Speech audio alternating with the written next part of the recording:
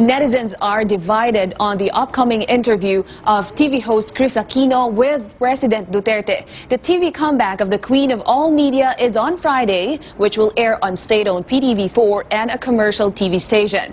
Over on Twitter, this user is excited about the questions Aquino will ask the president, but he wants it to be live and not edited. Another considers the TV event a good news since he's a fan of the two. On Facebook, one user wants Mr. Duterte to decline the TV interview. This Facebook user agrees because for her, the idea of it sounds fishy. Meanwhile, this netizen finds the much-anticipated TV interview, quote, interesting. Suportado rin daw niya si Pangulong Duterte, pero hindi ang mga panatiko sa internet. I resent calling anyone tards. Oo. Kasi I have a special son, so I'm sensitive to that. There will be missteps. Hindi naman lahat kakampi mo, diba? Pero ako gusto ko na mag-succeed. Pahingaro muna sa showbiz sa susunod na buwan hanggang Agosto, ang Queen of All Media na si Chris Aquino. Sasabayan daw niya ang bakasyon ng mga anak. Tiyempo na rin ito ang treatment ni Joshua. Pero kung saan sila pupunta, secret daw muna. Nag-promise ako sa mga anak ko ng 6 weeks na diretso na kami lang and just the 3 of us and traveling around. But priority is the checkup of Josh.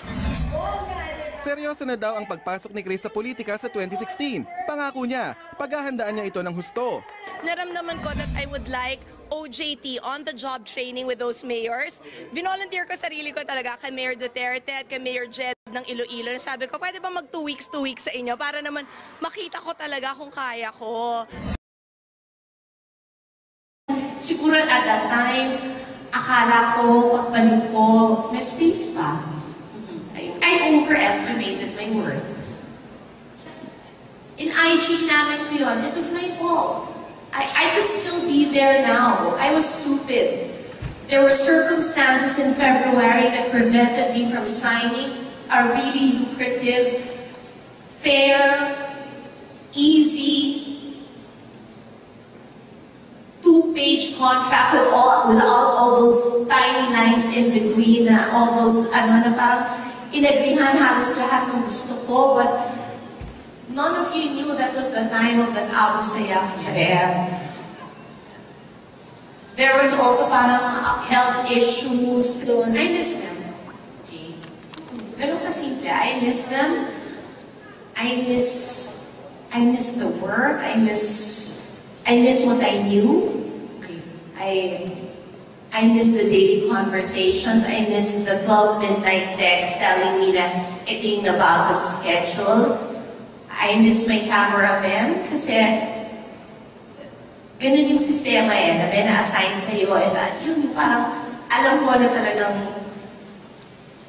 we became a family. So it's like, this is also like an annulment. Is it possible daw for you to return to ABS?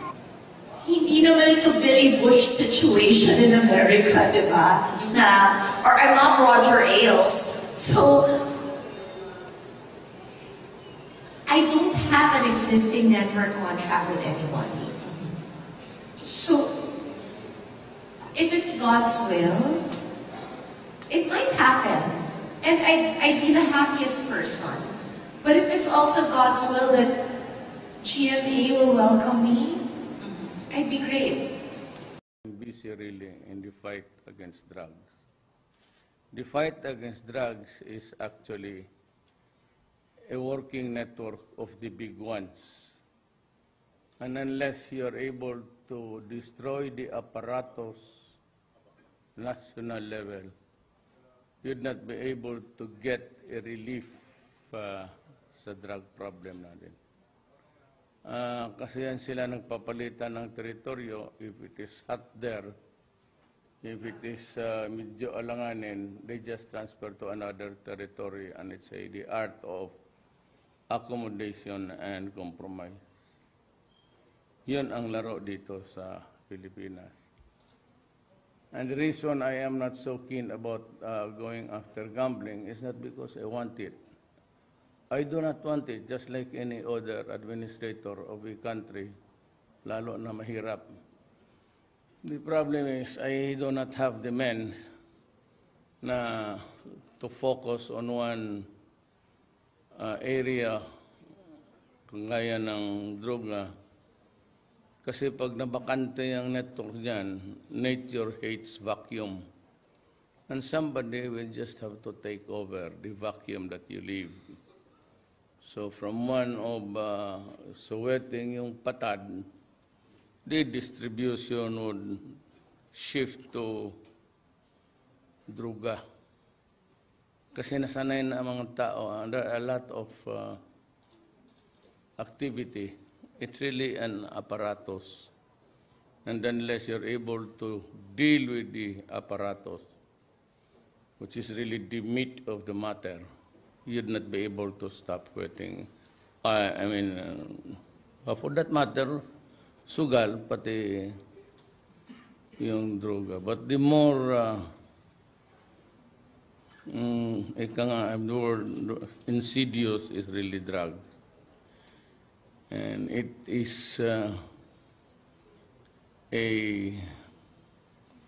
sabi nila disease, it is, but it is an acquired and willingly. It is a disease which you get with your free will. Sabihin nga nila, sakit yan, hindi. Tama yan, magkakasakit ka talaga, but it is an acquired disease.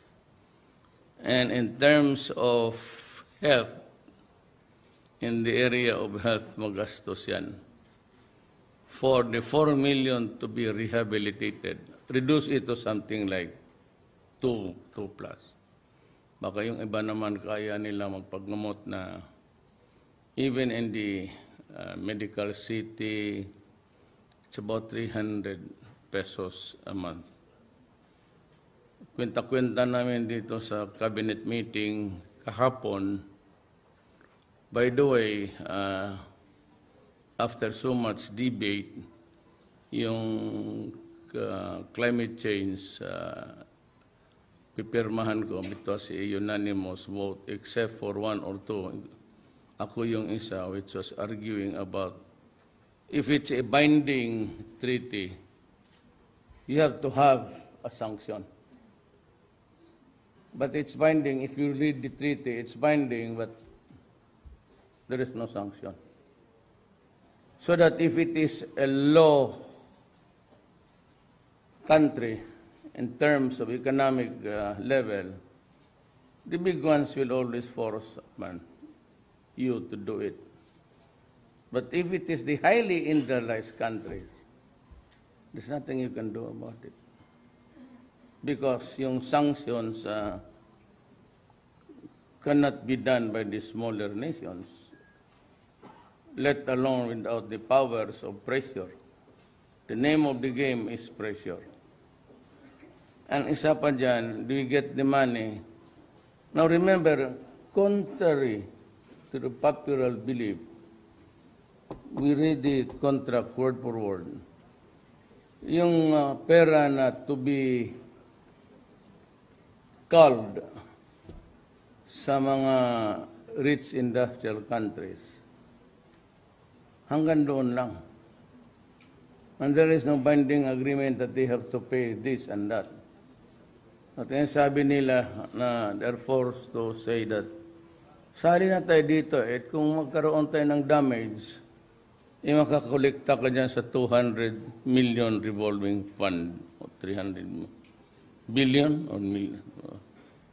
But whatever it is, the industrial countries have been known not to honor financial obligations, especially America. It has not paid its dues to the United Nations. Late yan sila mag-work. At hindi kung hindi ka makabayad dyan sa America, United Nations, mas lalo na kung... So it's more or less a problem of perception. But Yasa presented the strongest argument against it, although later bumigay siya. Ako naman, because it's a cabinet decision, I'll go along with it and sign it. As I promised you, I will not solve this problem alone. I will give it, place it on the table, give the cabinet members, the whole of the cabinet to vote